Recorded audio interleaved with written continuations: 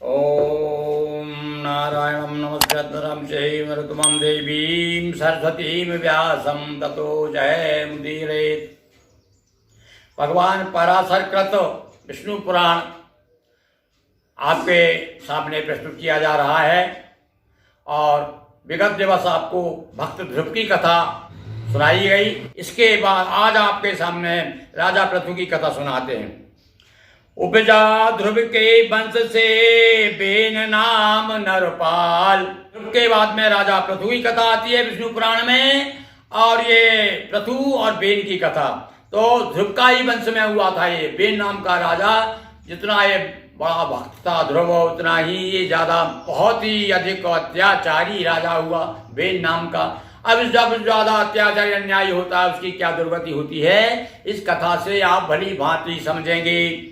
उपजा ध्रुव के वंश में बेन नाम नरपाल, नृप बनते ही कर दिए जिसने जन बेहाल।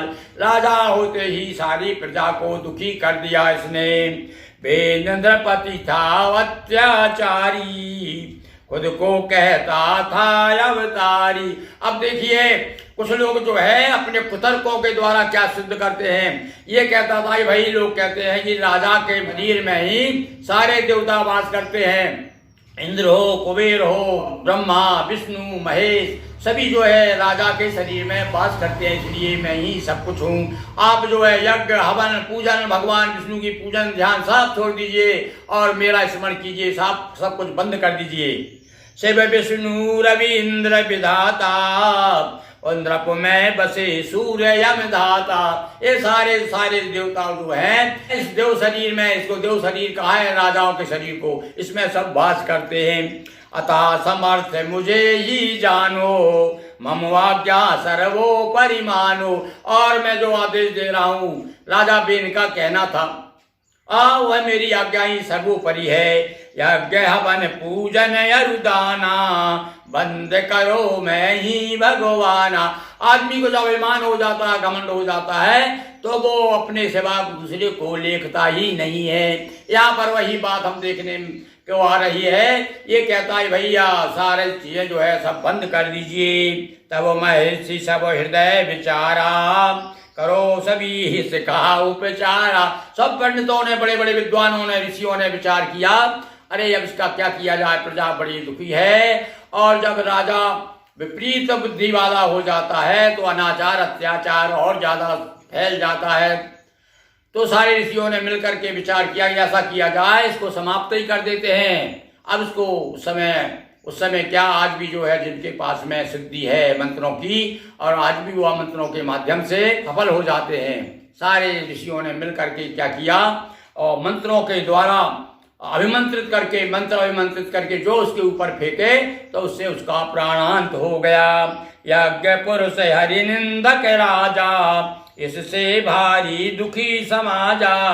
ऋषियों ने कुश अभिमंत्रित कर, एक कुश हाथ में लिया और कुश लेकर अभिमंत्रित किया, और अभिमंत्रित करके जो ही छोड़ा कि वो प्राणांत हो गया। द्रौपदी बेन के प्राण हरण कर लिए उन ऋषियों ने। द्रौपदी विहीन राज को देखा, तब ऋषि किए प्रयत्न विशेषा। अब ऋषियों ने विशेष प्रयत्न किया। क्यों करना पड़ा, तो भैया राजा, बिना राजा के तो और जनता में जो है नाना प्रकार के सब लोग जो है स्वतंत्र हो जाते हैं, अपनमुखी हो जाते हैं। तो अव्यवस्था फैल गई राज्य में। तब विचार किया उन्होंने, भैया अपने को राजा भी तो चाहिए, अब क्या किया जाए। अब वंश चलाने के लिए फिर उन्होंने देखो एक नया प्रयोग किया, उन्होंने मंथन किया उसके शरीर का, सब ऋषियों ने मिलकर के। अब मंथन की तो बार बार कथाएं आती हमारे पुराणों में, समुद्र मंथन से क्या क्या निकला था। अब देखो इसके शरीर का मंथन हो रहा है, अब इसके शरीर के मंथन से क्या निकलता है देखिए आप। द्रप जंघा का कीना मंथन, और जन्मा नर काला लघुआनन। सबसे पहले जंघा का मंथन किया उन्होंने, तो उसमें से एक काला कलूटा, एक छोटे छोटे मुंह का आदमी पैदा हुआ, उसका नाम निखाद रख दिया।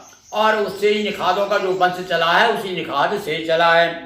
अब जब वो निखाद निकल गया तो निखाद रूपी निखाद के निकलने से उसके साथ ही उसके शरीर में जो पाप थे वो पाप भी दूर हो गए। अब वो जो है उज्ज्वल हो गया, निर्केवल हो गया, मतलब पाप रहित हो गया शरीर उसका। अब फिर उन्होंने क्या किया, पाप निखाद रूप भावाहर और मंथर हुआ द्रपति दाया कर। अब दाहिने शरीर का मंथन हुआ, पाप निखाद रूप भावाहर मंथन हुआ द्रपति दाया कर। दाहिने हाथ का मंथन किया, उससे फिर क्या हुआ देखिए, जन्म हुआ तब प्रभु का सुख कर, ग्रहण किया सबने हर्षा कर। तब जो है पृथु नाम के राजा, पृथु नाम का व्यक्ति और जो प्रसिद्ध भगवान का अंश माना जाता है, अवतार माना जाता है, पृथु नाम के राजा प्रकट हुए। पृथु था यज्ञ आदि का पूजक, यज्ञ पुरुष विष्णु आराधक।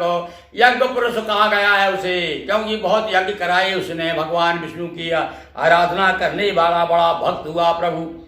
और प्रभु ने वो पृथु नाम का राजा था। पुनः मुदित हुई पृथ्वी सारी, पुनर्वास कीना नर नारी। हाँ, एक बात और पुराणों से ज्ञात होता है कि पृथ्वी पर जो कृषि शुरू हुई है, खेती करना, पहले तो लोग कंदमूल फल आदि खा करके अपने गुजारा किया करते थे। पृथु ने ही पृथ्वी को समतल करे, पहाड़ों को खोद करके जमीन को समतल करके और उस पर अन्न का बोना शुरू कर दिया। तब से खेती प्रारंभ हुई, कृषि का व्यवसाय, कृषि और व्यवसाय का शुरुआत राजा पृथु के समय से हुआ है। समतल सभी भूमि करवाई और खेती करने योग्य बनाई। ये सारी भूमि खेती योग्य दिखाई दे रही ना, ये सबसे पहला चरण। इसका शुभारंभ कब हुआ, इसका शुभारंभ राजा पृथु ने किया था। गोरक्षा कृषि रूपे पारा, पृथु से शुरू कहा संसारा। सारा संसार, बड़े बड़े विद्वान ये बात कह रहे हैं कि पृथु से ही, और इसके कारण पृथ्वी, इसका नाम पृथ्वी पड़ा पृथु के कारण। पहले कंदमूल फल भोजन कीना पृथु अन्नादि उपार्जन, कीना पृथु आना अन्नादि उपार्जन। सबसे पहले आदमी कंदमूल फल खाया करता था और उसके बाद में पृथु के बाद से ही अन्न का उपजाना शुरू हुआ है।